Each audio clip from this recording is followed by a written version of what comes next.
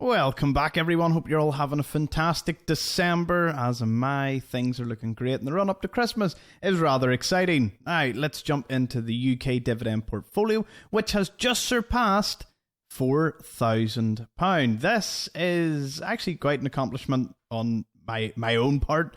I'm really happy I've reached this milestone in my own investing journey.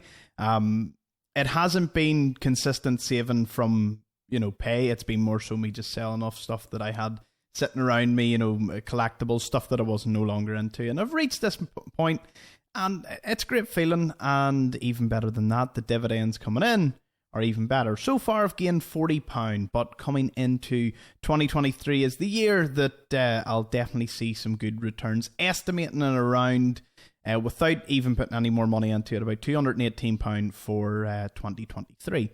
Again, it's amazing to see all the dividends go from a couple of pound per share to each share earning over £10 in the calendar year. Now, jumping into holdings, we can see that whilst the holding value isn't 4,000, that's because of £16 in cash. I need to hit 20 before I can actually use it and invest it. And I don't want to take it out because I want the metric to show as reinvested. So just to keep everyone right in that one. Airtel Africa is down 16.92%. Now, you all know I love the stock, so of course I'm going to keep buying into it, cost averaging into it, and it'll be great. I have a lot of good hope for Airtel Africa, to say the least. Now, when it comes to IDS or Royal Mail here, they are pretty stagnant. Now, I know they were down quite a bit when I was buying into it. They roared back, and with the strikes and a lot of action taking place, I am probably going to put a pause on buying any more additional shares into the new year to see what's going on there. Legal in general, everyone loves it. Great dividend pair, they'll be staying there without a doubt. Now, DS Smith again up 17%. It's looking pretty cozy. I did end up buying a few additional shares. Let's see what I've been up to recently as of today. I bought 3 more shares of National Grid. I bought 25 more of Taylor Wimpey, 10 more of DS Smith, 40 shares of Pets at Home, and I'll be talking a wee bit more about that later. 5 shares of Smith & Nephew and 1 share of Rio Tinto. Of course, getting the Airtel Africa dividend in December there. And that was only for having 300 shares. I now have 500, so that amount would have been over £10 had I bought those shares before the ex-dividend date. All good to see. Now, the reason I purchased all these is because my strategy is I buy companies when they are, maybe having a wee bit of a dip. Obviously, I have a long-term plan in place, and I like to keep the percentages pretty close to my targets as best I can. National Grid, again, up 1.6%. Nothing major. Neither is British American Tobacco. They're both pretty stable at the moment. Taylor Wimpey is up 11%. It was up about 25-30% a while back there, but it's come down, but that's not a problem. Again, I'm holding these for the long term, and that's the attitude I take for all the stocks I own. HSBC is up 3%, as is Rio Tinto at 4%. 2 massive dividend pairs that I'll be continuing to grow into the new year. Now we have one of my favourites here, Games Workshop. I may only have 3 shares, but I will certainly, going into 2023 and beyond, I am going to be very, very strongly for buying additional shares into this for my portfolio. It's up 15%. Now, the winner at the moment is between Associated British Foods and the Coates Group.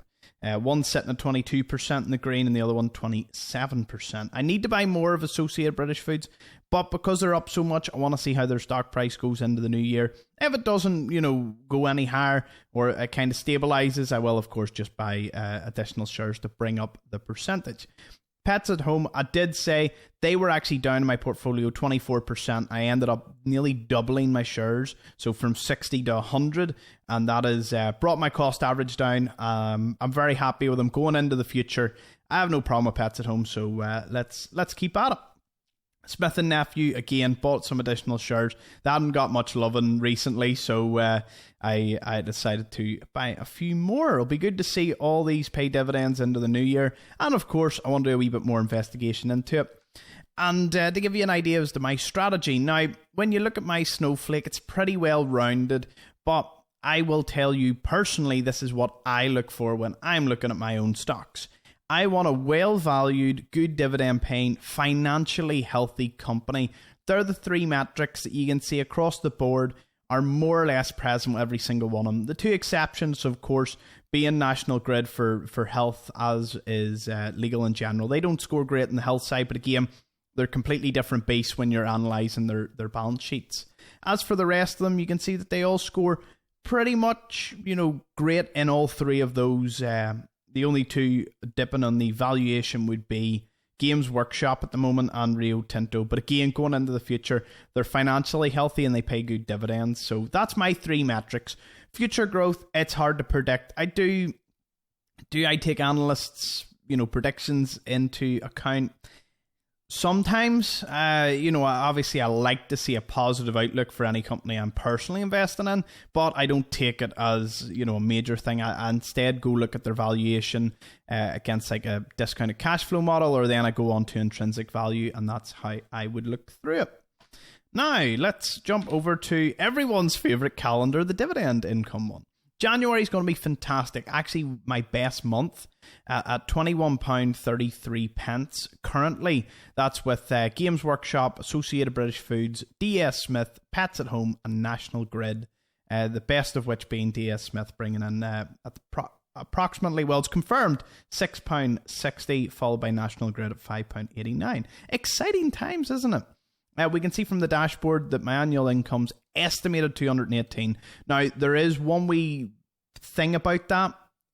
Royal Mail. Royal Mail's annual income is still scheduled to be at £26.60, and I am wondering, with the strikes and everything going on, that's why I said I'm not going to be purchasing additional shares. I want to wait and see as to what happens. Will it receive a dividend cut? Will they stop it? It's hard to tell.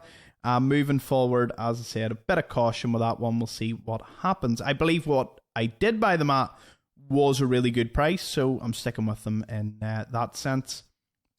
On to February, HSBC and British American Tobacco. Funny enough, with the current makeup of my dividend portfolio, I in fact have every month paying a dividend. You will maybe recall a few videos ago that at one stage I didn't have... Well, it would have been the likes of February there, and August weren't covered because I didn't have HSBC or American Tobacco in the portfolio.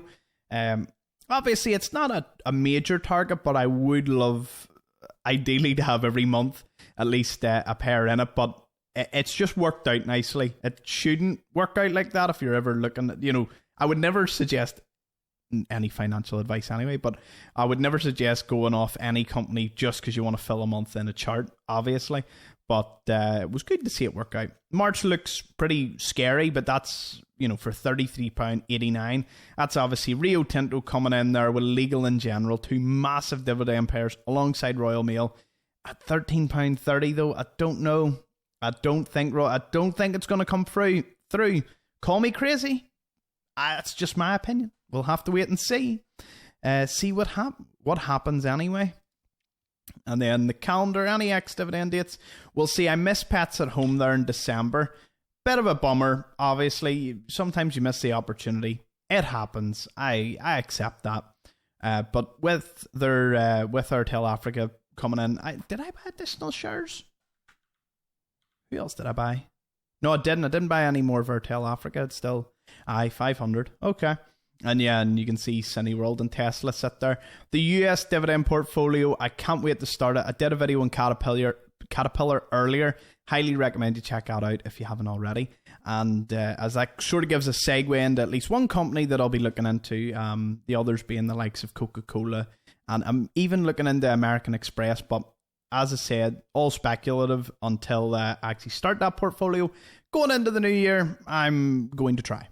And, see what's happening. This is definitely a pathway I would love to explore more, and looking into US companies and getting a wee portfolio going, even if it's small, will be a good start, certainly. It's only a lot of American companies to even get one share of Caterpillar, $252 at the moment. That's nearly, £200 at least for one share. So again, massive commitment for one single share. But I'm fairly optimistic, and we'll see how it goes. Thank you so much for joining me as always. And if you see the channel change from Laud Invest to Thomas Greer, that's because that's my actual name, and I'll be doing a wee bit of rebranding into the new year, just for any confusion for anyone. And yeah, that's pretty much it. Thank you. I'll see you in the next one. Bye bye.